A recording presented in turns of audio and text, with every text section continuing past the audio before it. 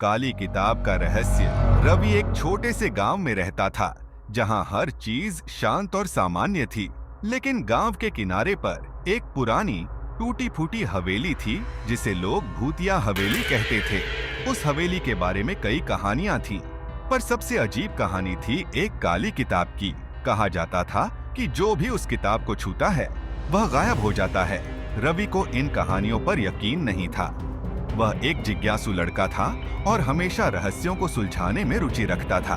एक दिन उसने ठान लिया कि वह उस हवेली में जाकर सच का पता लगाएगा। रवि अपने साथ एक टॉर्च और एक छोटी सी रस्सी लेकर रात के समय हवेली पहुंचा। हवेली के अंदर घुसते ही उसे लगा जैसे कोई उसकी हर हरकत देख रहा हो। दीवारों पर मकड़ी के जाले और टूटी हुई खिड़कियां इस जगह को और भी डरावना बना रही थी। कुछ कदम चलते ही उसे एक बड़ा सा कमरा दिखा, जहां एक पुरानी मेज पर एक मोटी काली किताब रखी थी। रवि का दिल जोर जोर से धड़कने लगा, पर उसने हिम्मत जुटाई और धीरे धीरे किताब के पास पहुंचा।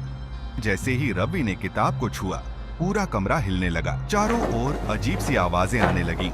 किताब अपने आप खुल गई और पन्नों पर अजीब अजीब चित्र और लिखावट थी, जिसे रवि समझ नहीं पा रहा था।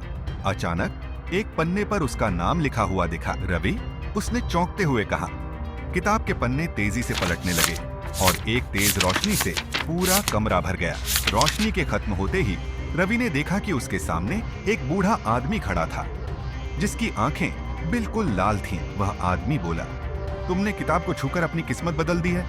अब या तो तुम इस हवेली का रहस्य सुलझाओगे या हमेशा के लिए यहाँ कैद हो जाओगे। रवि ने डरते हुए पूछा, मुझे क्या करना होगा? बूढ़े आदमी ने एक पहेली सुनाई। 3 दरवाजे होंगे तुम्हारे सामने, 2 लाएंगे अंधकार, 1 लाएगा जीवन का द्वार। सोच समझ कर चुनना, क्योंकि गलती की सजा मृत्यु है। रवि को अगले कमरे में ले जाया गया, जहां 3 दरवाजे थे।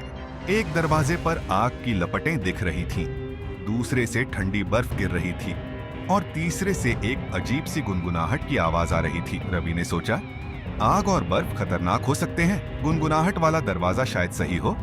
उसने हिम्मत करके तीसरा दरवाजा खोला। जैसे ही रवि ने दरवाजा खोला, वह फिर से उसी कमरे में पहुंच गया जहां किताब थी, लेकिन अब बूढ़ा आदमी गायब था और किताब भी। हवेली में सब कुछ सामान्य लग रहा था।